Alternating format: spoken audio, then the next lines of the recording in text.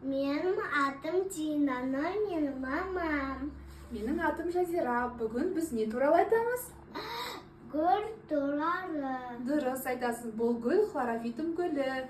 Бұл грек тілінен аударған кезде жасыл және өсімдік деген білдіреді. Оның отаны қай қала, қай мемлекет?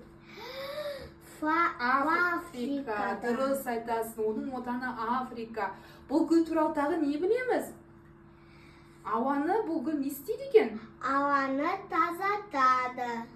Улы заттардан тазартады. Иә, дұрыс айтасың.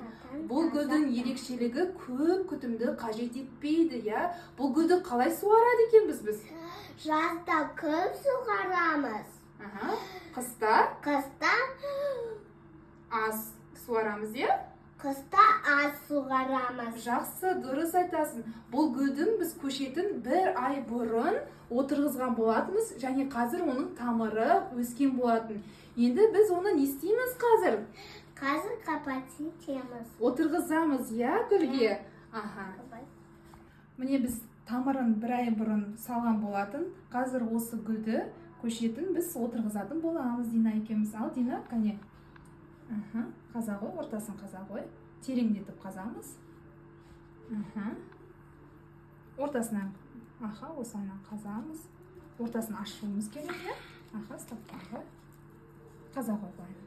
Ортасын аш, ақын.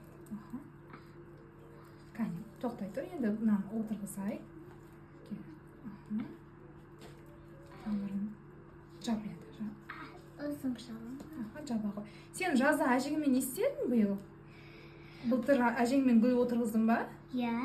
Қандай гүлдер отырғыздың? Розалар. Розалар отырғыздың. Тағы да қандай гүлдер отырғыздың? Әжеде гүл көп па негізі? Көп. Көп, иә? Сен тағы громашка отырғыздың, иә? Иә. Әдемі ма? Иә. Енді біз бүгін хлорофитум гүлін отырғызып жатырмыз, иә? Иә. Бұл гүл енді бізде қалай өседі? Жазда көп өседі. Иә, бұл гүлді отырғыздық, енді бұл гүл үлкен болып өседі, иә? Бізде міне қазір хлорофитум гүлі бүршік жарып отыр. Нәтижесін біз енді бір айдан кейін көреміз. Аха.